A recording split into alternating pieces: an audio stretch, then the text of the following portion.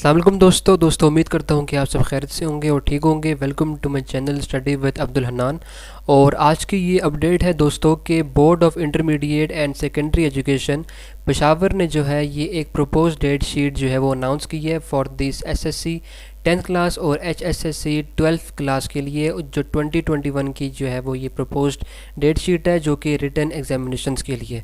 तो ये जो है वो एक प्रपोज डेट शीट है, ठीक है। और ये जो प्रपोज डेट शीट है ये आरिफ अली ख़ान जो कि कंट्रोलर ऑफ एग्जामिनेशन है BISC पेशावर के, ठीक है, उन्होंने ये चीज़ अनाउंस की है, ये जो डेट शीट है।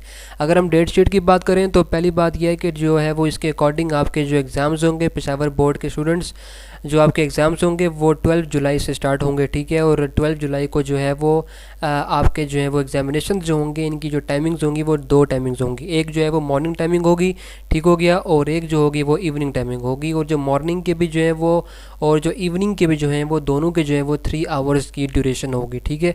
उसके बाद ये है कि उसके बाद जो है वो आपको 13 के भी पेपर्स हैं, 14 को भी पेपर्स होंगे, 15 को, 16 को और 17 को भी पेपर्स हैं, 18 को भी हैं और 19 को भी पेपर्स हैं। तो ये जो पेपर्स हैं ना, क्योंकि ये इसमें सिर्फ इलेक्टिव सब्जेक्ट्स हैं 10th क्लास के और 12th क्लास के, तो आपके जो सब्जेक्ट्स हैं अगर वो बायो के स्टूडेंट्स हैं मैट्रिक में या फिर कंप्यूटर के या फिर आर्ट्स के हैं तो अपने जो सब्जेक्ट्स हैं उनके अकॉर्डिंग देखें। और अगर आपको जो है वो एक या फिर एक छुट्टी जो है वो आपको होगी, ठीक है, ये ठीक है इसी डेट शीट के अकॉर्डिंग।